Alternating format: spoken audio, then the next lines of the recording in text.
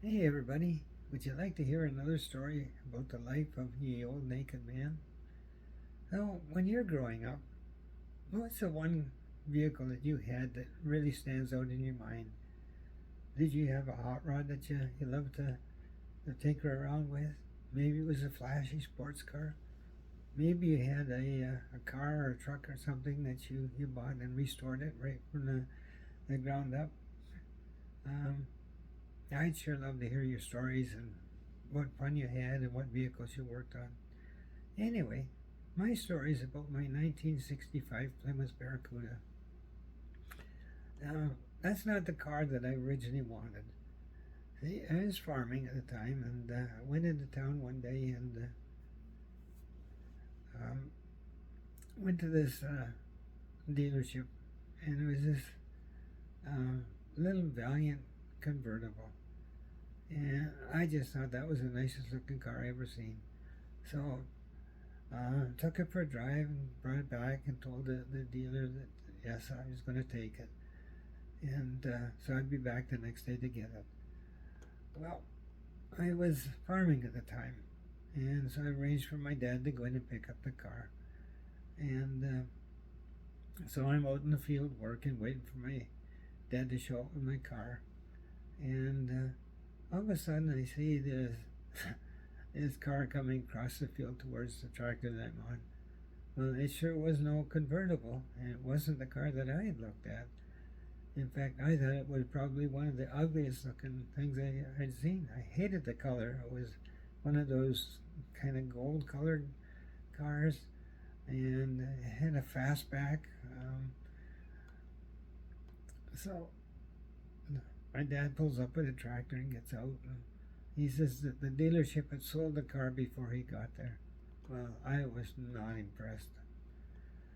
So anyway, I decided, well, it's there. I'll take it for a test drive.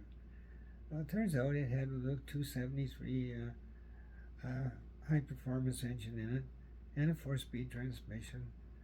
Well, at the time I didn't know anything about the 273 engine, uh, but I liked that the fastback aspect of it is the trunk would open up into the back seat area, and the seats would lay down. You could put a bed in there. Well, that might be pretty neat.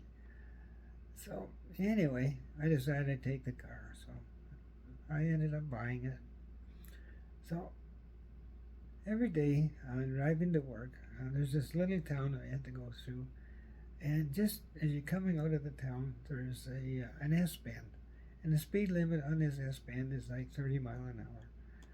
Well, it turns out there's another guy who worked in the same area, and every morning, well, not every morning, but quite often we'd meet up, and he had a little Chevy Nova, and we get to racing through this S bend, and most times we come off that doing at least 70 miles an hour or better, and it was always nip and tuck which one of us was going to come out ahead.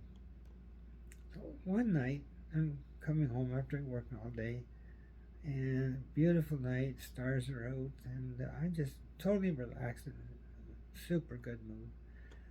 And there's hardly any traffic on the on the highway that night. So anyway, there's this car. It's coming towards me, and just after he goes past me, he turns around and he starts following me.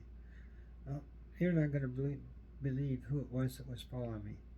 I figured it's got to be this guy that I race with every morning. So I come through this S bend and I go through it probably at 60, 70 mile an hour. Get to the town and I slow down to about 60 mile an hour going through the town. And just outside, on the other side of the town, there is a major highway that you got to go across. And so I pulled up to the stop sign. I stop and I go through the stop sign across the highway, and I look in the mirror, and this guy comes up to the stop sign. He doesn't even stop. He just kept on going. I thought, well, this guy's really out for a good time, so I just put it to the mat.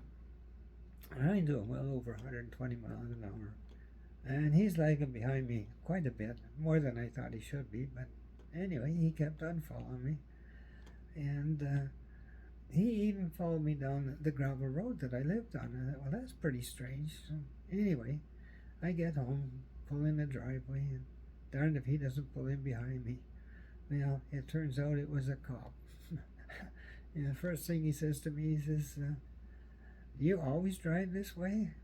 And I said, "Well, no, not really." I said, "But I figured that somebody was out for a good time, and I was just in the mood to join him." So anyway, he says to me, he says, "I'm not exactly sure how fast you were going." He says, "I couldn't keep up."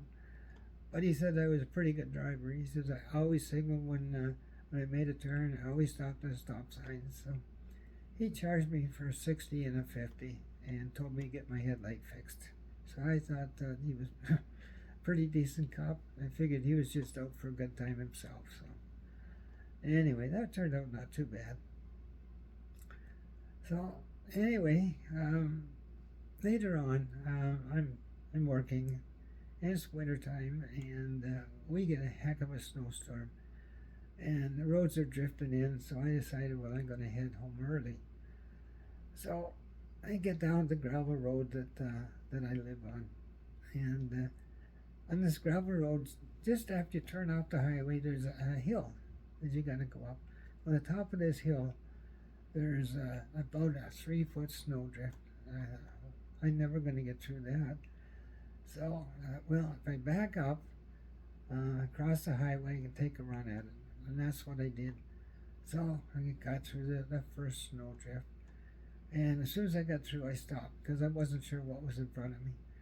So it turns out it's a good thing I did, because there's another snowdrift in front of me. So I back up to the first snowdrift and take a run and hit the second snowdrift and go right over top of it.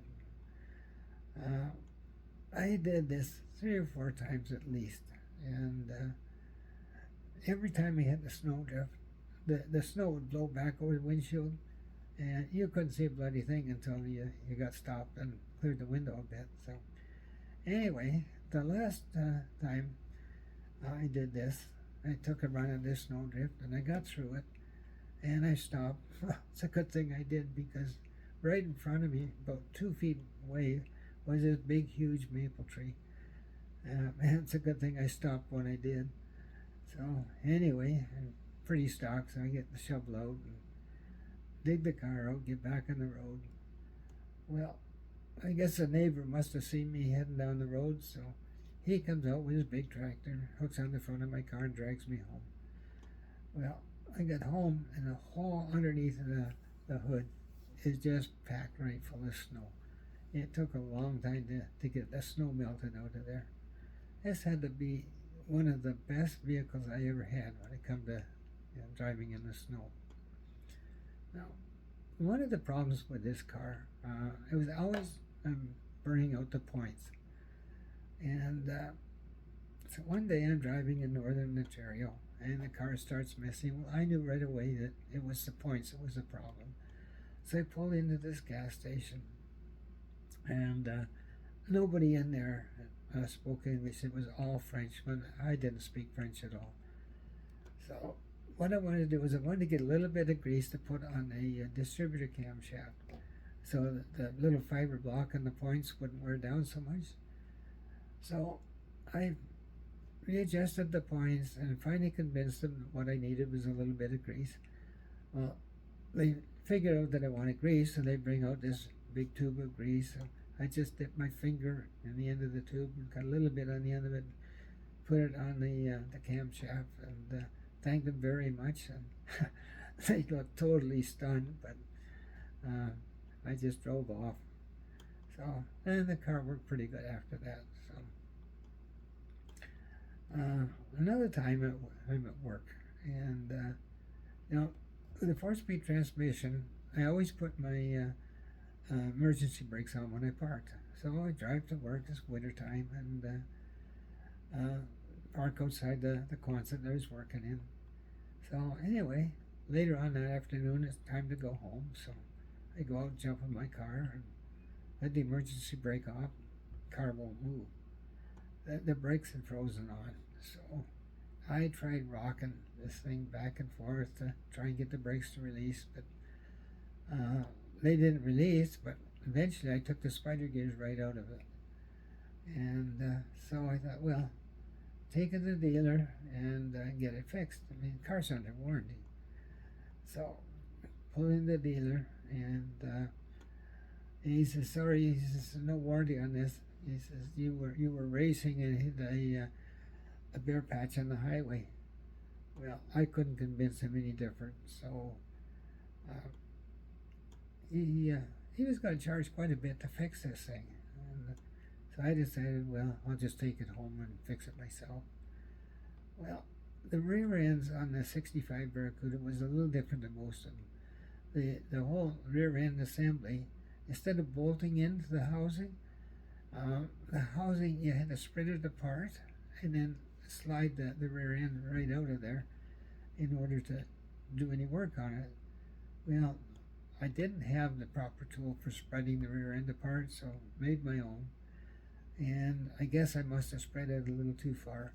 And I got the rear end out, got it fixed, and put it back in. It was never right after that. But it worked for quite a while. So one day, I'm up visiting my sister and her husband up in Sudbury, Ontario. And I just going around the corner. I wasn't doing anything stupid. The roads were good. And the rear end goes out again. So I've got no tools, no way of doing anything. So I took it in the dealer. He puts it up on the hoist, and he says, yeah, you need some new rear end in there. And so I asked him how much it was going to cost. He said, oh no, he says it's covered under warranty. Major difference between the first dealership that I bought the car from. So anyway, shortly after that, I decided that I'm going to get rid of the car. And probably one of the biggest mistakes I ever made, because the next car I bought turned out to be a real lemon. So anyway, I really hope you've enjoyed this story. I hope you join me on my next video. So have yourselves an awesome day, and bye for now.